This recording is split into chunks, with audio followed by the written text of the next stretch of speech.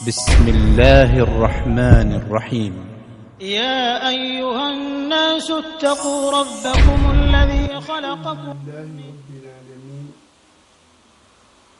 والصلاة والسلام على أشرف الأنبياء والمرسلين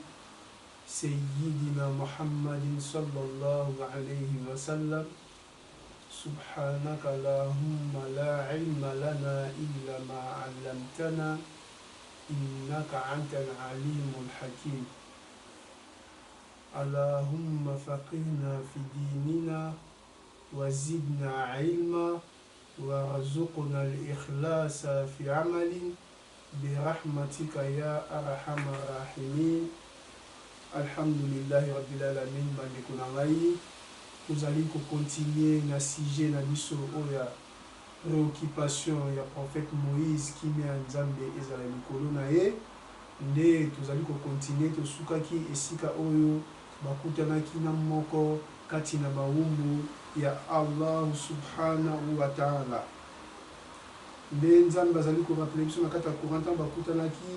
Nzambe abi na kati ya Quran alobi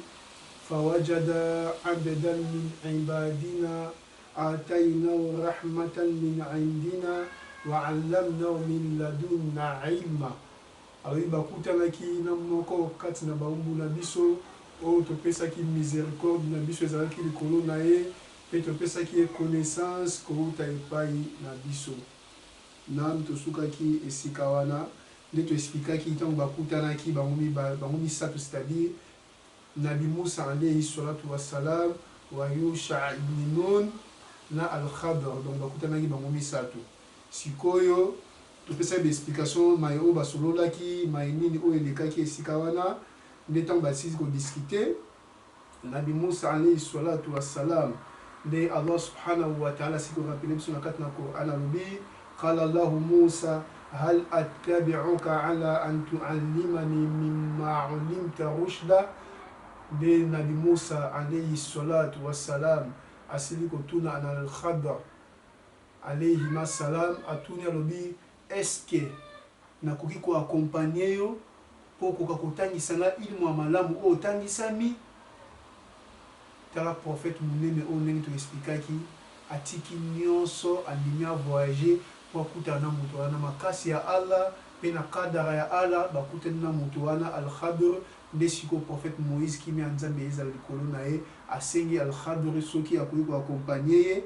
akoka kotanga mai oyo Nzambe atangisi ye. Ndenge Nzambe arapele biso na kati ya Quran alobi kala innaka lan tastati'a ma'iya sabra. Tangu prophète monene ya Nzambe Nabi Musa alayhi salatu wassalam Moïse moto azali kosolola na Nzambe asengi ke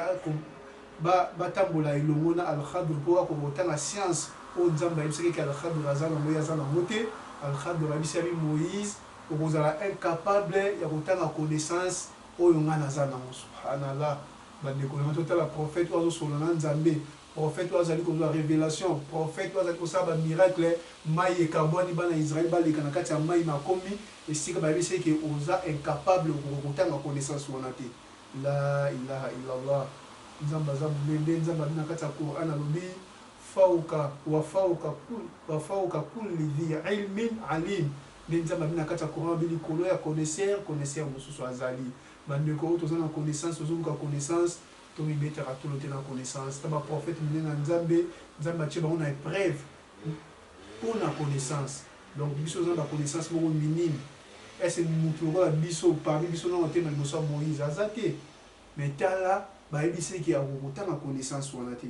Nam tozali kokontinue na histoire na biso mpe Al-Khadr ntango ayebisaki oza incapable kosala nga compagnie te mpo ntango apala nga Al-Khadr akontinue ndenge Allah subhanahu wa ta'ala dhakarana fil Quran. Ndenge Nzambe asili korapele biso na kati ya Quran lobi wa kaifa tasbiru ala ma lam tuhit bi khubra. Al-Khadr ayebisi Nabi Musa alayhi salatu wassalam ayibe Moïse ndenge nini okotanga makambo oyo oyebi te, okoka te makambo oyo oyebi te okotanga yango ndenge nini. Allah subhanahu wa ta'ala Nzambe akonde na kati ya Quran lobi qala satajiduni insha Allah sabiran wala a'si laka amra. Nde na sima wana prophète Moïse kimi ya Nzambe ezala likolo na lobi Al-Khabri ya solo penza okokutanga na patience ya makasi pe na kobuka mobeko moko te okotiela ngai. Naam, qala fa in tab'atani fala tas'alni an shay'in hatta uhditha laka minhu dhikra. Nde sima Nabi Musa alayhi salatu wasalam tanga sengi aga Al-Khabri na kokoka na kozana patience ya kotanga pa na yo, nde Al-Khabri apesi condition lobi fa in tab'atani fala tas'alni an shay'in hatta uhditha laka minhu dhikra. Albi ya solo soki olingi olanda ngai, fa in tab'atani fala tas'alni an shay'in, kotuna nga eloko te mai nyonso komona nga na kosala komeka kotuna nga question moko te, hatta uhditha laka minhu dhikra, jusqu'à ce que nga na koyebisa otala nasalaki boye mpona boye nasalaki boye mpona boye, me yokanga monoko koloba eloko moko te. Naam, tozali kokoba na kati ya histoire na biso. Fantalaka hatta idha rakiba fi safina kharakaha. Nde tolobai bazali pembeni na mai, bakomaki pembeni na mai, bakutaki bato mo na mai bazali na bwatu, bayebaki Al-Khabr. Donc ta bayebaki Al-Khabr bamatisi bango na bwatu bango mibale, Yosha ibn Nun Josué atikali. Bafutaki mbongo te ntango bamati na kati na bwatu wana. Ntango bamati na kati ya bwatu bandi kokende, Al-Khabr azwi boîte na lokolo na ye, apusi abuki mwa parti ya boîte wana, mai ebandi kokota. Naam, ntango mai ebandi kokota na boîte bango bazali nango na kati, qala akharaqtaha litu'rika ahlaha laqad ji'ta shay'an imra. Mbala moko prophète Moïse azwi monoko alobi obuki boîte planche oyo ya boîte siko bato ko bazana kati ba noyer, donc c'est-à-dire tala manhaj ba prophète tala amour ba prophète bazana na pa ya bato mususu boîte bato boli oyo biye moko bazana kati kati na lobi otoboli boîte pour faire nuire, pour faire noyer bato bazana kati, azaki na souci ya bato mususu bazali na kati. Bayebisaki alobi eloko te, me ye afungoli monoko lobi abandi bango kokondane Al-Khabr. Naam, inshallah tozali kokontinue. Qala alam aqul innaka lan tastati'a ma'iya sabra. Nde Al-Khabr asil ko rappelé Nabi Musa alayhi salatu wassalam, alobi nayebisaki yo, nalobaki innaka lam tastati'a, nayebisaki yo te ke ozana patience te akotanga pa na nga, nayebisaki yo ozana patience te kaka liboso bato bandi obafungoli monoko bandi koloba. Nda rappelé abiki nayebisaki yo ozana patience akotanga te prophète Moïse. Naam, tozali kokontinue. Qala la tuakhidhni bima nasitu wala turhikni min amri usra. Alobi asengi alobi kozonga rigueur te na bosani mali oyo pekisaki ngai bacondition opesaki ngai na remplir yango te, nasili kobosana vraiment olimbisa ngai. Fantalaka hatta idha laqiya ghulaman faqatala. Tango basili kobima na kati ya mai na bwatu evenema ya liboso eleki, nde babimisko na mokili bandi kotambola, baye komona bana mike bazali kosakana, nde Al-Khabr azwi mwana moko kati na bana mike, azwi abuki mwana na kingo to akati mwana na kingo mwana na kufi. La ilaha illallah. Naam, qala akatalta nafsan zakiyatan bighayri nafsin laqad ji'ta shay'an nukra. Nabi Musa alayhi salatu wasalam alobi oyo penda niveau ekomi obandaki boso toboli bwatu simo bomi mwana ya bato innocent, osali lisumu moko ya munene. Masumu osali liboso siko oyo osali za plus grave koleka osalaki liboso. Pambate akutaki bana bazali kosakana, nde Al-Khabr azwi moko ya kati ya bana wana abuki ekingo mwana na sili kokufa. Qala alam akul laka innaka lan tastati'a ma'iya sabra. Nde Al-Khabr toujours insiste alobi nayebisaki yo te, insiste ki okotanga pa na ngai te, okozala patience ya kotenir compagnie na ngai. Qala fa in sa'altuka an shay'in ba'daha fala tusahibni qad balagta min ladunni unzra. Nde Nabi Musa prophète Moïse qui met en Nzambe ezala likolo na ye alobi qala fa in sa'altuka an shay'in ba'daha fala tusahibni. Abi soki na tunyo likambo susu après oyo vraiment kosala na sous compagnie te kosala nga sous compagnie te mpona kokotanga na parce que wana eza ozwa excuse na yo ya malamu ya koboya kotangisa ngai parce que opekisaki nga nasali mais nakosala lisusu te so nasali elimbisa ngai to so nasali so ya mbala oyo kozala nga sous compagnie te okabwana na ngai. فانطلقا حتى إذا أتيا أهل قرية استطعما أهلها فأبوا أن يضيفهما فوجدا فيها جدارا يريد أن ينقض فأقامه. نعم kaka nsima ya kokoma mwana wana nde bapusani batamboli bakomi esika moko bakuti miri moko batongaki miri yango etengami kala mingi te koki kokwea etant bapusani pardon fantolaka hata bakoti na kati ya mboka moko na kati ya village to bakoti na kati ya village tellement bazalaki na bolemu na kolemba basengi meme eloko kolia na kati ya bato ya ville wana bato ya ville wana baboyi kopesa bango dans la ville wana ezalaki ville moko bazalaki généré te baboyi kopesa bango ta boyi eloko kolia baboyi kopesa bango kaka na kati ya ville wana to bapusani liboso nde baye kokuta siko mire moko etengama elingi ekweya alkhadra salini na zumi wana abongisi yango atongi yango na maboko na ye adresse mire na ezongi tout droit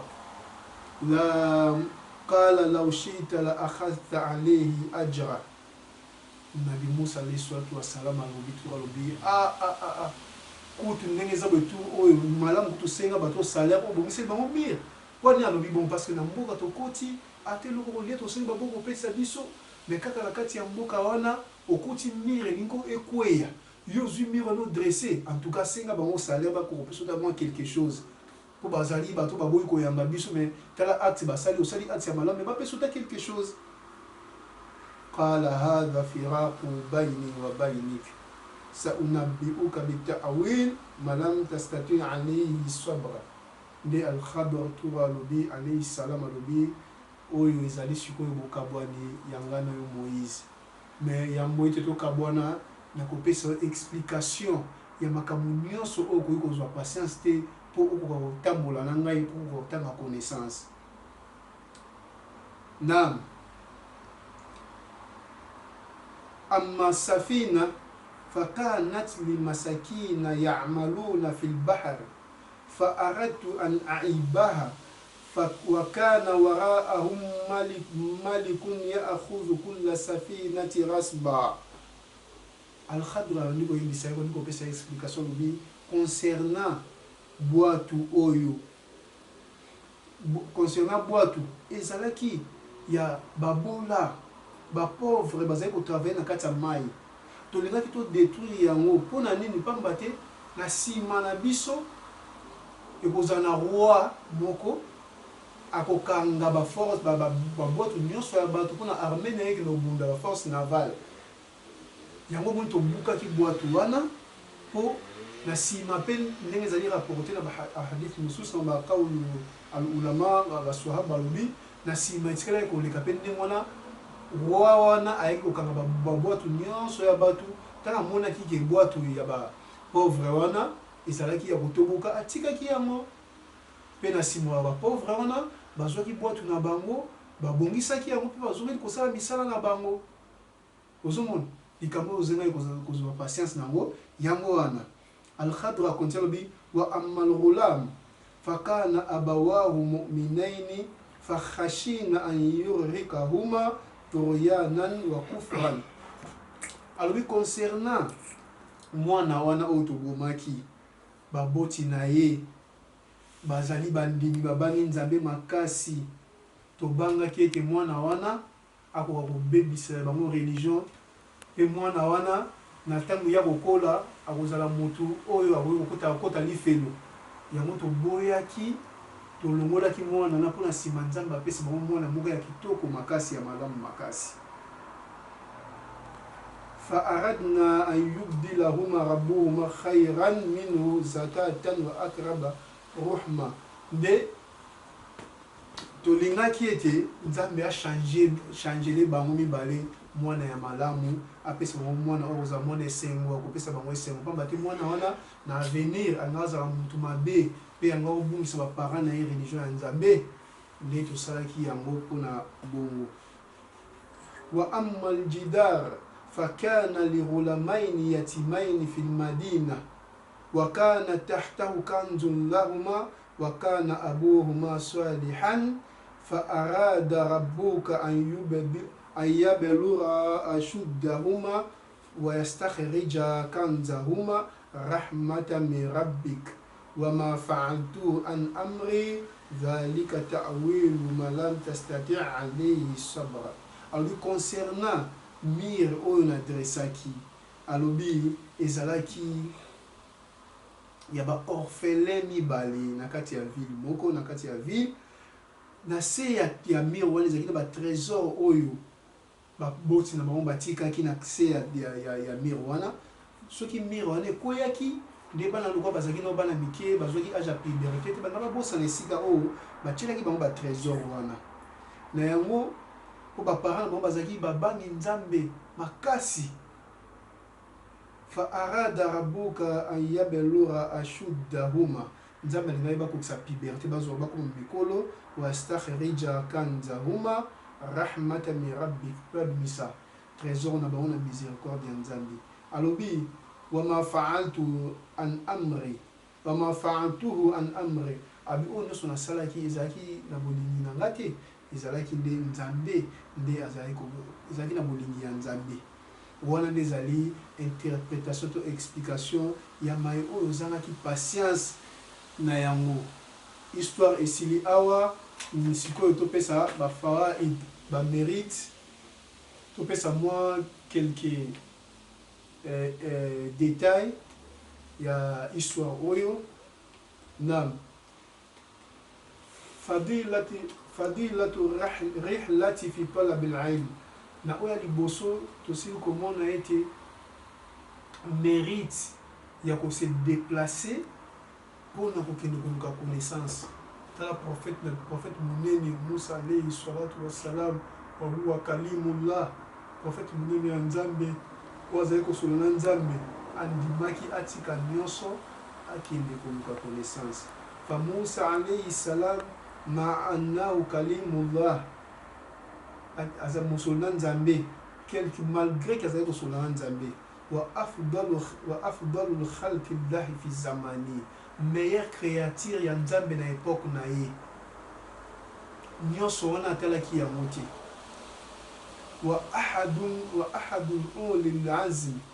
azali moko kati na 5 prophètes ya minene oyo bazalaki na fermeté bazalaki na patience makasi azali moko kati na bango wa hum sayyiduna Muhammadun sallallahu alaihi wasallam kati na bango tozana prophète Muhammadun sallallahu alaihi wasallam wa sayyiduna Nuh alaihi salam kati na tozali na Noé min ulul azmi prophète Muhammad Noé kimi anzambe za likolo na ye wa Ibrahim alayhi salam na Abraham kimi anzambe za likolo na ye wa sayyiduna Musa alayhi salam na prophète Moïse kimi anzambe za likolo na ye wa sayyiduna Isa alayhi salam na Jésus kimi anzambe za likolo na ye wana ezali parmi ba 5 prophètes ya minene oyo nzambe atie min ulil azmi oyo ba prophète minene nzambe atoboli Moïse azalaki kati na bango me atalaki nyonso wana te abimaki atiki nyonso mpo akende koluka connaissance bandeko na nga connaissance ezali obligatoire epai ya mobali musulman mpe mwasi musulman ezali obligatoire na moto ozala na connaissance wa rahma kulli hadha indama a'lamahu llahu anna hunaka man huwa a'lam minhu malgré tout degré daraja ya nabi Musa alayhi salatu wassalam atalaki nyonso wana te ntango nzambe ainformaki ete eza na moto aleki na connaissance asalaki nini alukaki abima talaba min allahi an yadullahu alayhi asengaki nzambe alakisa ye esika moto wana azali mpo ase dirige vers ye wa rahala liyatluba alilma ma laysa indahu mpe abimaki mpo akende koluka connaissance oyo azalaki nango te walaw madat alayhi alayam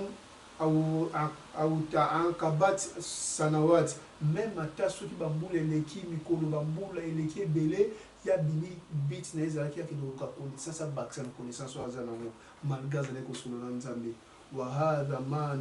maana qawlillah nde oyo ezali essence ya maloba oyo nzambe ntango moïse alobaki na kati ya Qur'an alobi wa idh qala musa lifatahu la abrahu hatta ablugha almajma albahrain aw amdiya huquban conformément na maloba nzambe alobi na kati ya Qur'an alobi ayebisa prophète Moïse salam mpe kanisa ntango moïse ayebisaki élève na ye yusha ibn nun ke na kozonga te jusqu'à ce que na trouvé esika mibale ekutani ou to na kosala période moko ya molai ndenge toexplikaki hukuban période ya 80 ans ou plus jusqu'à ce que na luka na compléter connaissance na ngai falilmu la yahsulu alayhi talibu illa bisabr connaissance moto oyo azoluka akozwaka yango te kaka aza na patience soki patience eza te ozwa connaissance te watahamuli wataadub mpe na kosupporte mpe na ezalela malamu etike ya malamu ma muallimi na moto oyo azali kotangisa ye professeur na ye waraaina kaifa asbaha musa tilmidha amama alkhadra mpe tomoni na kati ya histoire oyo ndenge moïse akomi liboso ya alkhadre abimi élève subhanallah waraaina mulatafata musa lilkhadre tomonaki ndenge prophète moïse amikitisi po liboso alkhadre mpa kozwa connaissance mais lelo kati na biso ezaka ndenge oke kotanga pa ya connaisseur abandi hadith moko ahadith moko oyo yo oyebi te abandi kabi te ngasi nayebi yango subhanallah bayokaka ya mosusu eza na mwa explication mosusu bandoko ta islam mpe na moyoka yango te ozomona tala comportement ya prophète monene oyo azali kati na baprophète ya minene nzambe atongoli liboso alkhadre abimi élève malgré asololaka na nzambe malgré afin kokuma bana israel malgré bamiracle oyo azalaki kosala mais liboso alkhadre mpona connaissance akomi élève conformément na maloba ya Allah na kati ya Qur'an alobi hal attabi'uka ala an tu'allimani mimma ulimta rushda alobi est-ce que nakoki kotenir compagnie na yo te mpona kokotanga mpo kokotangisa mayo oyo ya malamu otangisa bitala éthique tala esengeli connaissance bandeko musulman fete bakosenga connaissance fo toyeba tozala maloba ya kitoko soki tozokende koluka connaissance pa ya baprofesseur na biso والقول آتنا غداءنا لقد لقينا من سفرنا هذا نصبا مالوبا اون نزامbe lobi na kati ya Quran lobi tangu nabi Musa alayhi salatu wassalam alayhi masalam yana yusha ibn nun abisa yusha ibn nun lobi pesa biloko na biso pamba te tosili koyoka nzala na mobembo oyo tosili kosala wa hadha yadullu ala anna at-ta'ama alladhi kana ma'ahuma kana lahuma jami'an donc eza preuve ezali kolakisa biso ke bilei mbisi oyo bamemaki ezalaki ya kolia mpona bango mibale yaakulu minhu nabiyullahi musa wa khadimuhu maan donc bango mibale bazali kolia yango wakana yutaimu khadimahu mimma yaakulu azali kolesa élève na ye to serviteur na ye oyo azalaki kolia ndenge lelo tokomonaka différence mwalim bapasteur aye aza na mesa na ye tondi batie bandimi bavandi kuna na pembeni ye azali kolia mesa lix bamosusu bavandi tomoni ezali ya prophète moïse epa élève na ye biloko bamemaki mpo bango mibale alobaki te nga na kolia monene to nga na kolia moke ya yo kolia moke la ya bango mibale ndenge koma lelo katikati na baye bazali kokamba bato na السؤال مفتاح لخير كثير كما سأل أحد من بني إسرائيل nakati na histoire oyo toye komona ke kotuna question ezali porte ya monene oyo komema ezali porte ya monene oyo komema bolamu ezali porte ya monene komema bolamu mpe ebele ndenge moko kati na bani Israël asilaki kotelema mpo atuna prophète Musa alayhi salam nde batuna baquestion fo na baquestion moko bénéfique akokaki mpe kotuna moto bavandaki pembeni ayebisaki mate ya prophète Moïse apesi vraiment eza na moto aleki na connaissance te donc ezali kolakisa biso ete kotuna motuna ezali malamu mpe motuna yango kotuna epai ya nani aki t'adresse ozomona mpo soki atunaki moto azalaki ne pembeni nde mosusu histoire moto ozwi yango te na kati ya Qur'an mais lokola atunaki question na ye aorientaki question na ye esika mpena oyo esengeli atuna nde lelo tozwi histoire oyo nzambe abete biso na kati na Coran ozomona nde prophète Moïse alayhi salam nde abimaki mpa koluka connaissance donc tomonaki motuna ezali eloko monene nde katikati na biso tomonaka mutu mosusu osala orgueil na connaissance ayoki likambo moko oyo acomprendre te to oyo ayebi te abe asoni abina tuna bamonaki nayebi yango te azoyoka soni nga motuna ezali moko ya baporte ya connaissance. Imagine toi likambo yebi te ntango otuni mbala moko oyebi yango komi na connaissance nango. Donc question kotuna ezali miftah l'ilm ezali fungola ya connaissance et puis question na yo il faut yeba esika pa ya nani ndoko adresser yango parce que kotuna pe question na yo esika moto mabe pe bungisi yo nzela ya nzambe na nde na histoire tobetaki nde moto atunaka be ya nabi Allah hal ala wajhi al-ardi ahadun a'lam minka nde atunaki prophète ya nzambe eske na mabele oyo ya se est-ce que moto ali mpona connaissance atunaki prophète ya nzambe adressaki question na ye bien esika na oyo esengelaki ya poser question na ye wa ra'ayna fi hadhihi al-qissa anna al-anbiya basharun histoire oyo ezolakisa biso ke baprophète bazali kaka bato ndenge lelo tomonaka bato mosusu bazwi baprophète batie bango comme banzambe bazwi bapaster bazwi baulama mosusu basavant mosusu na kati na islam bakomisi bango banzambe bakomi koinvoke bango bakomi kosala n'importe quoi. Donc histoire oyo ezolakisa biso ke baprophète bazali bato yakuluna washrabuna ozoma baliaka mpe bamelaka ozomona nzambe aliaka te nzambe amelaka te oyo nyonso azali komela to azali kolia aza na ni nzambe mpe baprophète yango épreuve ezolakisa ke baprophète baliaka bazali bato lokola biso wa ra'ayna qudrata llahi taala mpe na kati ya histoire oyo tomoni pouvoir ya nzambe tomoni capacité ya nzambe alladhi yuhyi wa yumitu ye nde apesaka bomoi mpe nde abomaka ndenge apesaki bomoi na mbisi oyo bakalinga mbisi balambi mbisi wana asili kozwa bomoi wa huwa qadirun ala ihyai almaut ye nde azali capable ya kopesa kosekwisa kama faala lilhut ndenge asalaki na mbisi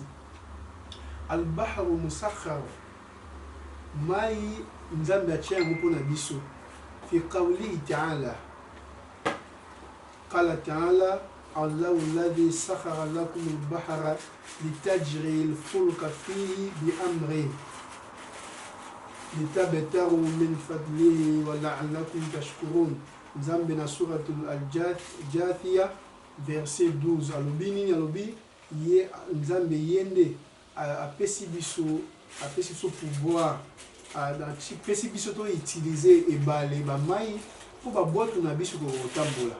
tala bwato etambola me moto oyo libanga ya moke abwati na kati ya mai libanga ku ekoti na kati ya mai me nzambe aimpose babwato ezala likolo ya mai po esala nini na ordre na ye po ekoka kosalisa biso toluka biloko kolia bato basala bavoyage basala commerce na yango nde peut-être tokokumisaka ye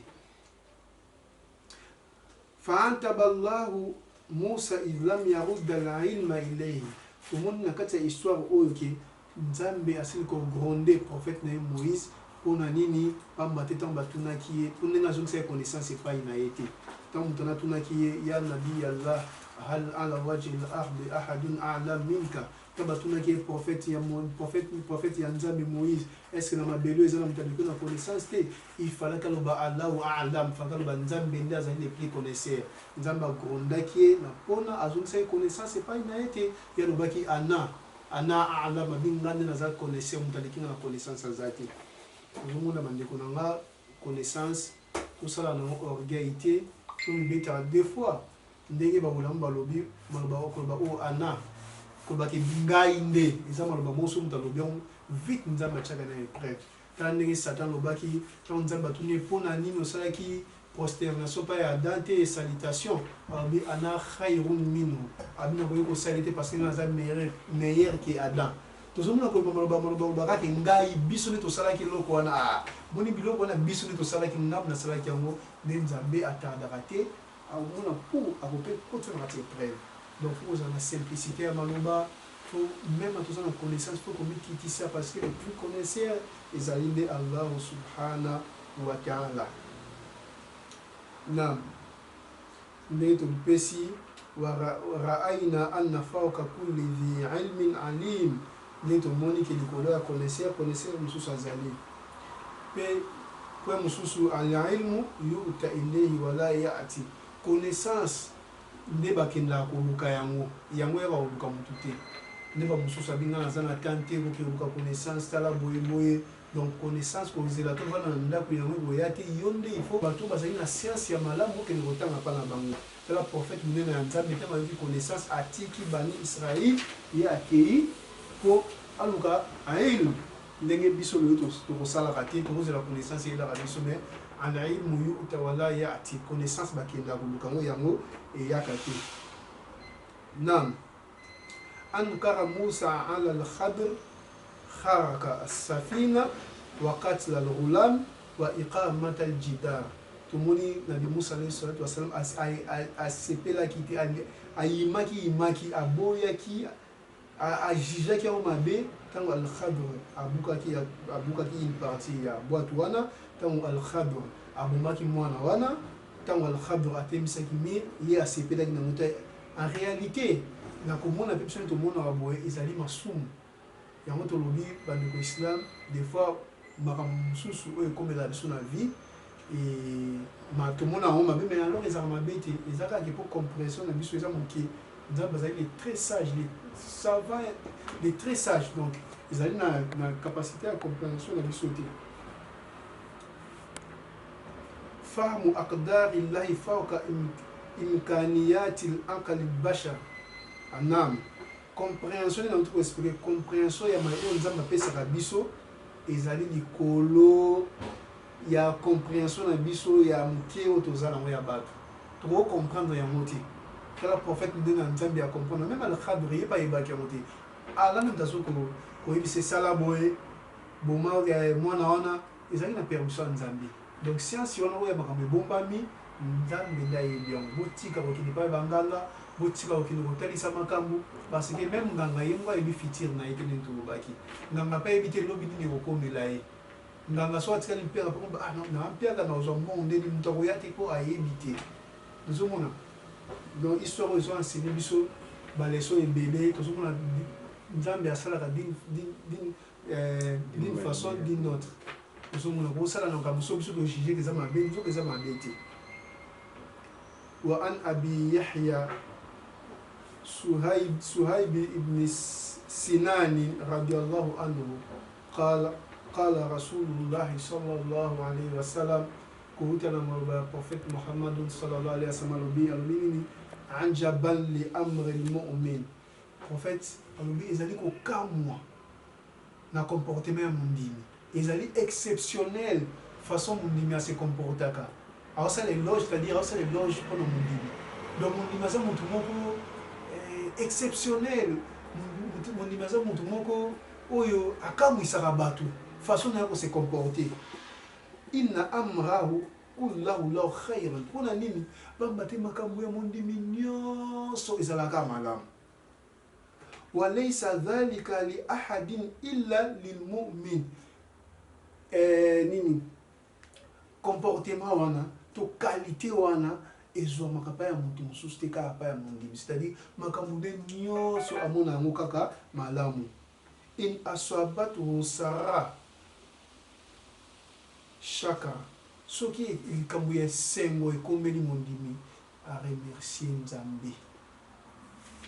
fakana khairan lahu mpe yango eza malamu mpona ngai alhamdulillah nzambe na remercie yo tala opesinga mwana obe tala osali bopo mwana nga ntango abotamaki baparani mpe basengaki alhamdulillah loko bazali bandimi malgré ezalaki mabe meyo prophète azo explike qualité wana ezomaka pa mondimi so likambo malamu oyeli ye aremercie nzambe mpe alhamdulillah eza malamu mpona ye nam wa in aswabatuhu bara swabara fakana khairan lahu rawahu muslim soki mpe likambo ya mabe to mabe ya pasi ekomeli ye elongo nini asala asali patience fakana khairan lahu abe eza malamu mpona ngai nde qualité ya mondimi prophète azosala éloge mpona mondimi bandeko na bandimi esengi toza na comportement oyo likambo soki eye oyo yo omoni malamu alhamdulillah likambo eye oyo omoni pasi alhamdulillah ezaka malamu mpona ngai mpona nini na kati ya histoire oyo tosili komona ete makambo biso tomonaki mabe soki ezalaki malamu. Des fois tose trompaka likambo moko eyeli yo na kanali ya motu moko, likambo ekomeli mabe na kanali ya motu oyo oyebi nde osala nini na kolakisa yo longo elamba bino kobundisa ye ye ayebi nga te amona atala ona kosala ye nokosibisa ye mpa mbila nakokende kosala ye bona kotya ye mbeli. Subhanallah, nzoka nzambe akitili bolamu yo olingi olongola bolamu wana. Subhanallah, likambo soki ekomi eyaka toujours nzambe atie sababu ekozala mpe motu, nzambe atie sababu raison ekozala mpe mwasi na yo, nzambe atie sababu ekozala mpe voisin na yo, nzambe atie sababu ekozala n'importe quelle relation na yo. Nde comportement biso ezalaka likambo ekomi biso tojuge mabe mbala moko totelemi to réagir na yango. Rasulullah sallallahu alayhi wa sallam alobi subhanallah alobi laysa shadidu bisura alobi innama shadidu alladhi yamliku nafsahu inda al-ghadab alobi moto makasi azali te oyo soki azwi sango likambo mabe ekomeli ye ya telemi alobi moto kingandi moto asali makambo azela azomona nga sikoyo atia mpe apandi sango azokende. Prophète alobi te abi moto makasi azali oyo ntango ayoki sango mpasi ekomi asali nini nde azwi patience. Mpona nini? Parce qu'il a dominé kanda. Alobi laysa shadidu bisura innama shadidu alladhi yamliku nafsa inda al-ghadab. Abi moto makasi azali oyo azali ko maîtriser kanda na azali ko maîtriser âme na ye ntango kanda ezali bato bazozela babi likambo ekomi totala ye nini akosala nde ovandi kimbe babi azalaka yuma tala moto wana basali ye boye me avandi nzoka yo enan odomine kanda mpe de likambo oyo ekomi mbala mosusu mpe ezali malamu mpona yo. Faut faire très attention. Tout le monde des fois n'est pas masala quand on a commis nous sommes les malamu après tout qui au bépissa tout qui au bundissa porte on zamba de qui ça qui a peut-être vos camarades mais tout nini tout le monde le mato bunda nous sommes les malamu on zamba ici. Wa fil hadith al-hathu ala al-iman nakati ya hadith oyo tutikotanga prophète niraba an jabal amir al-mu'min iza asema eloge no ndimi hadith wa malubana ezo kotinda biso na foi normal foi inikola sa kondima nzambe ki azape pona yo nzamba asala be pona yo do hadith ezo tinda biso na kondima na nzambe wa anna al-mu'min da'iman fi khairin to no ndimi sengel aiba makambo nyonso kokomelaka ezaka malamu quel que soit uncle na biso raison na biso moni o mabe aloba alhamdulillah parce que eza na kati ya mabomba ya sagesse ya nzambe. Wa fihi aidan alhathu ala sabri ala bara pe na kati ya maloba wa prophète wa asali eloge pe ya mondimi ezali kotinda biso penza tozala patience ntango likambo koko surtout likambo ya pasi ekomeli biso. Wa anna dhalika khiswa lil mu'minin ne wana ezali lolenge oyo bandimi bazalaka. Wa idha ra'aita nafsaka inda isabati bara sabiran muhtasiban tantadhiru al-farja min Allah. Soki omoni okutami omoni likambo ekomeli ya pasi ezwi yo pasi ekomeli yo zala na patience zela kozwa lifuta na yo pa nzambe ozozela nzambe asila kolongola pasi wana.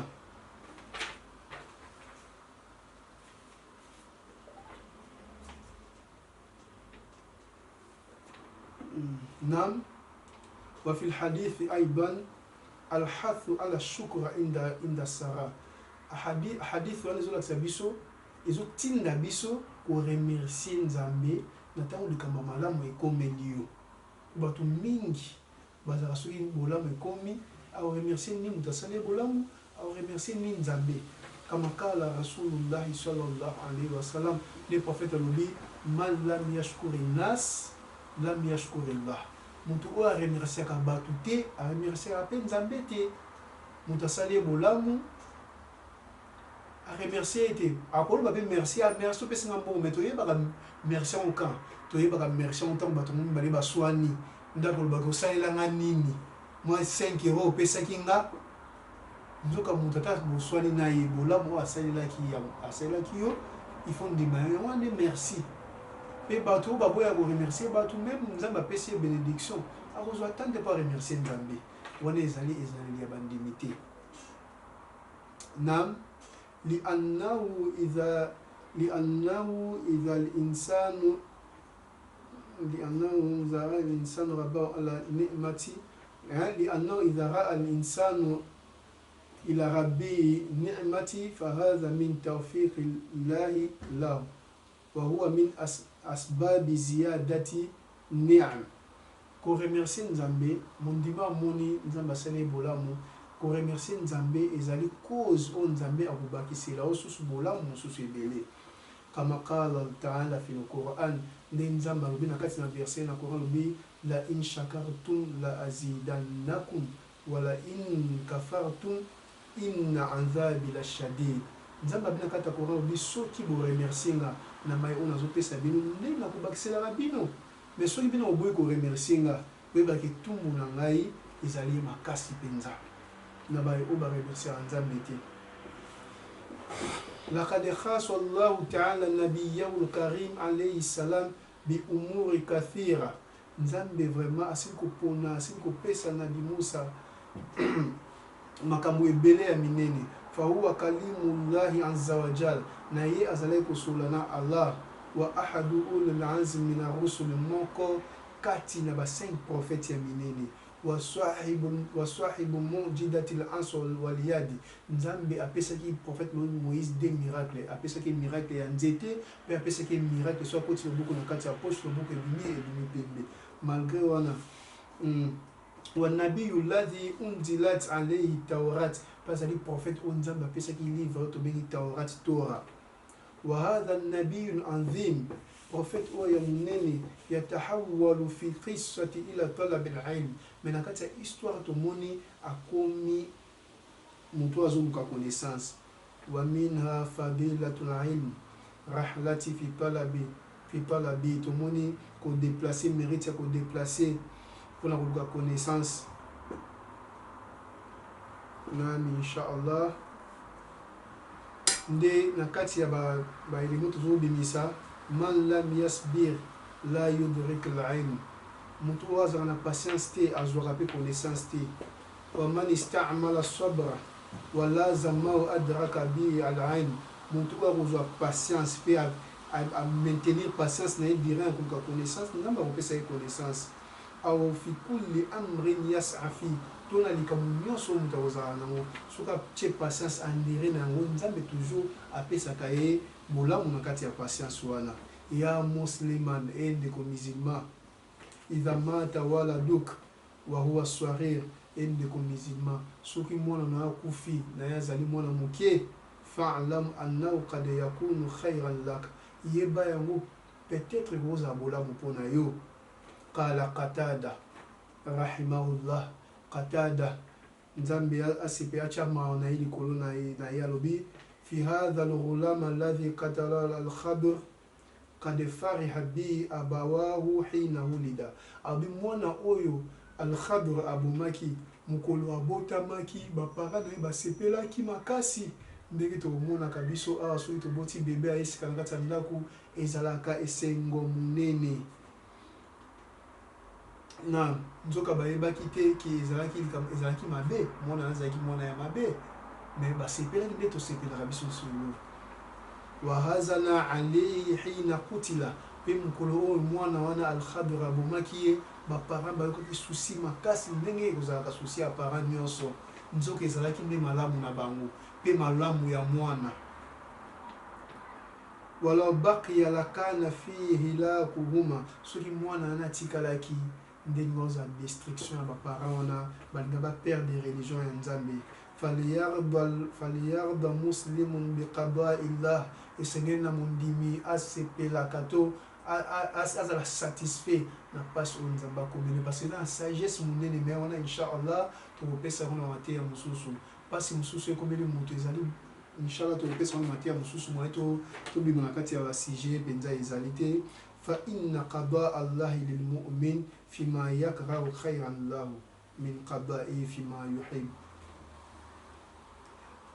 fa inna qada allahi lilmu'min fima yakrahu khayran lahu.